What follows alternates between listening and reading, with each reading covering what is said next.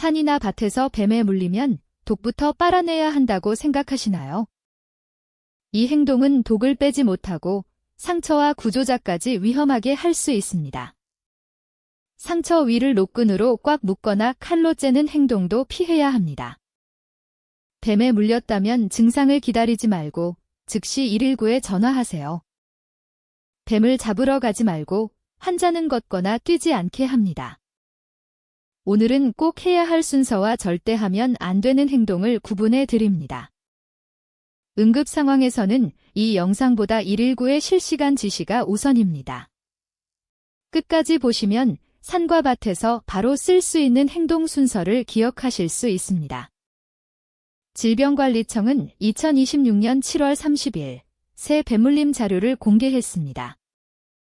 최근 5년간 조사병원 23곳의 응급실 환자는 665명이었습니다. 그중 6월부터 9월 사이 발생이 71.1%였습니다. 9월 비중이 24.7%로 가장 높았습니다. 그래서 한여름만 지나면 괜찮다고 생각하면 안 됩니다. 야외와 강, 바다에서 43%가 발생했습니다. 농장과 밭, 논에서도 27.7%가 발생했습니다. 이 수치는 전국 전체가 아니라 조사병원 23곳의 응급실 자료입니다. 첫 번째는 뱀에게서 멀리 떨어져 안전한 곳으로 이동하는 것입니다. 뱀이 보이더라도 잡거나 죽이려고 다시 접근하지 마세요. 추가로 물리면 환자와 구조자 모두 더 위험해집니다. 안전한 곳에 도착하면 바로 119에 전화하세요. 물린 시각과 장소, 환자의 상태를 차분히 알려주세요. 뱀의 종류를 확인하려고 가까이 다가갈 필요는 없습니다. 증상이 아직 없다는 이유로 신고를 미루면 안 됩니다. 안전거리와 119, 이 두 가지가 첫 행동입니다. 두 번째는 환자의 움직임을 최대한 줄이는 것입니다. 빨리 병원에 가겠다고 혼자 걷거나 뛰게 하지 마세요. 가능하면 앉거나 누운 상태에서 구조를 기다립니다. 물린 팔이나 다리는 편안한 자세로 움직이지 않게 고정합니다. 물린 부위는 심장보다 낮은 위치에 둡니다. 부목을 대느라 팔다리를 억지로 펴거나 누르지 마세요. 환자가 어지럽거나 토할 것 같다면 119에 즉시 알립니다. 직접 운전하기보다 구급대의 이송을 우선합니다.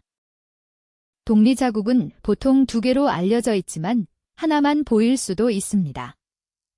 자국 모양만으로 독사인지 아닌지 단정할 수 없습니다. 뱀의 머리 모양이나 색만 보고 안전하다고 판단해서도 안 됩니다.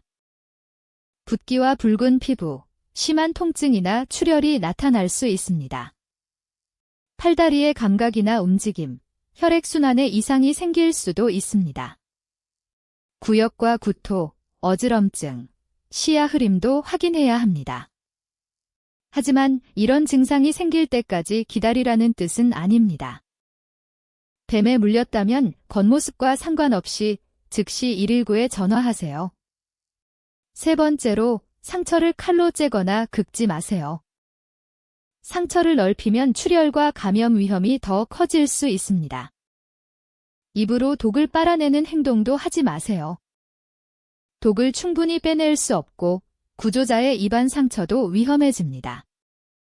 시중의 흡입기구를 사용해 시간을 보내는 것도 피해주세요. 상처를 세게 누르거나 주무르지도 마세요. 민간 처치보다 움직임을 줄이고 빠르게 이송하는 것이 우선입니다. 절개와 흡입은 영화 속 장면일 뿐 안전한 응급처치가 아닙니다. 네 번째로 상처 위를 지혈대처럼 꽉 묶지 마세요. 얇은 노끈이나 전선으로 조이면 혈액순환을 해칠 수 있습니다. 붓기가 커지면 반지와 시계도 살을 심하게 조일 수 있습니다. 그래서 부어오르기 전에 조이는 물건은 미리 빼둡니다. 질병관리청 자료에는 넓은 천을 느슨하게 묶는 방법이 나옵니다. 하지만 압박 방법은 상황과 뱀 종류에 따라 달라질 수 있습니다. 영상만 보고 묶는 방법을 따라 하지 말고 119 지시를 따라주세요. 기억할 핵심은 지혈대처럼 꽉 묶지 않는 것입니다. 5번째로, 물린 곳에 얼음을 직접 대지 마세요.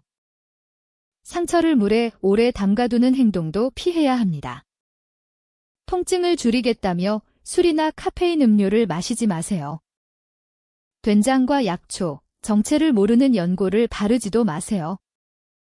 전기 충격이나 불로 지지는 위험한 행동은 절대 금지입니다.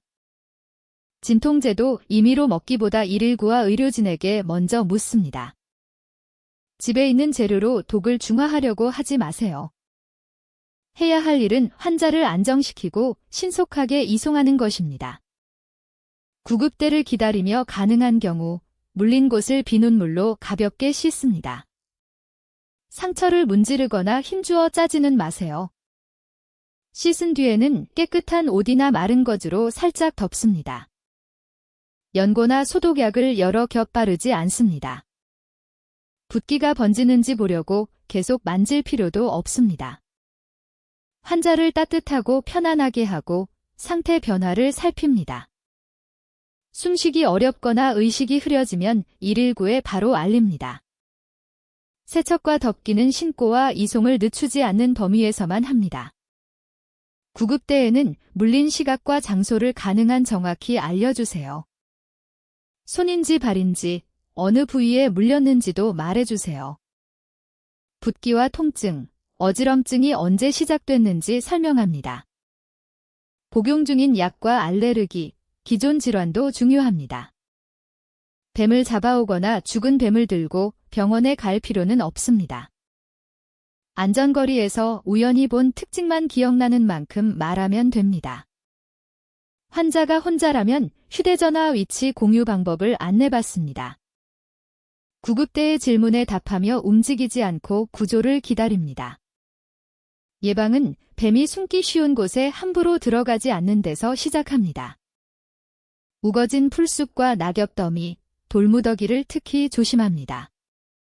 농작업이나 벌초 때는 장화와 긴 바지, 장갑을 착용합니다. 보이지 않는 구멍이나 틈에 맨손을 넣지 마세요. 밤이나 새벽에는 손전등으로 앞을 확인합니다. 뱀을 발견하면 놀라게 하거나 막대기로 건드리지 않습니다. 아이와 반려동물도 가까이 가지 않게 합니다. 뱀은 멀리하고 이동 경로를 바꾸는 것이 가장 안전합니다. 마지막으로 3문장만 기억하시면 됩니다. 첫째, 뱀에게서 멀어지고 즉시 119에 전화하세요. 둘째, 환자를 걷게 하지 말고 물린 팔다리를 고정합니다. 셋째, 빨거나 째거나 얼리거나 꽉 묶지 않습니다. 가능하면 조이는 물건을 빼고 비눗물로 씻어 거즈로 덮습니다. 뱀을 잡거나 사진을 찍으려고 다시 접근하지 마세요. 증상이 없어도 기다리지 말고 구급대의 지시를 따릅니다. 뱀은 멀리, 안전은 가까이 두는 것이 가장 중요한 원칙입니다.